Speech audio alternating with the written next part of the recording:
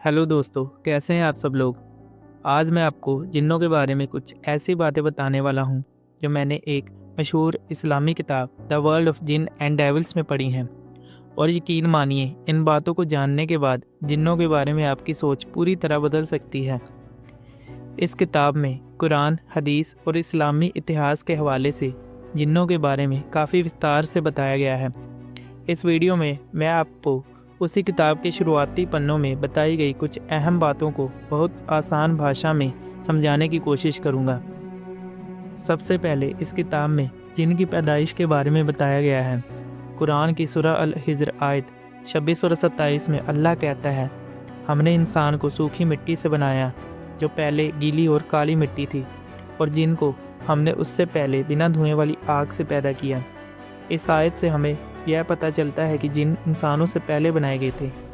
कुछ पुराने इस्लामी विद्वान यह कहते हैं कि जिन इंसानों से बहुत पहले धरती पर रहते थे, लेकिन इस बात का साफ जिक्र कुरान और हदीस में नहीं मिलता। इस किताब में एक मशहूर इस्लामी विद्वान इब्न अब्दुल का भी जिक्र मिलता है।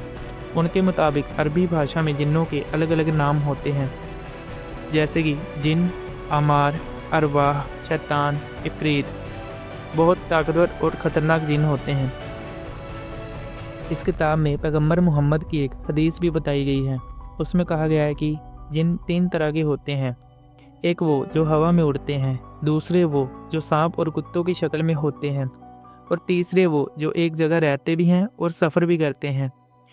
इस हदीस से यह पता चलता है कि जिन अलग अलग रूप में हो सकते हैं। इस किताब में यह भी बताया गया है कि कुछ लोग जिन के होने को नहीं मानते।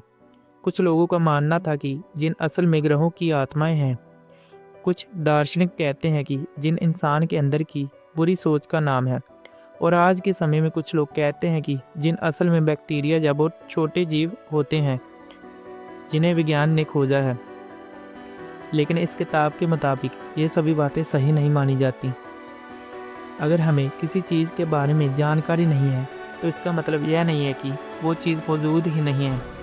कुरान में भी अल्लाह कहता है, उन्होंने उस चीज़ को जुटला दिया जिसे वे अपने ज्ञान में नहीं ला सके। इस किताब के अनुसार जिन इंसानों और फरिश्तों से अलग एक दुनिया रखते हैं, उनमें सोचने और समझने की क्षमता होती है। वो अपने कामों के लिए जिम्मेदार भी होते हैं, और उन्हें भी अल्लाह की तरफ से कुछ हुक्म दिए गए हैं और कुछ चीज़ों के लिए रोका गया है। यानी जिन कोई कल्पना या कहानी नहीं है, बल्कि उनकी भी एक असली दुनिया है। तो ये थी जिन्नों की दुनिया के बारे में कुछ अहम बातें जो the world of jinn and devils किताब के शुरुआती हिस्से में बताई गई हैं। अगर आपको ऐसी जानकारी पसंद आती है तो कमेंट में ज़रूर बताइए। फिर हम इस किताब के अगले हिस्सों के बारे में भी बात करेंगे।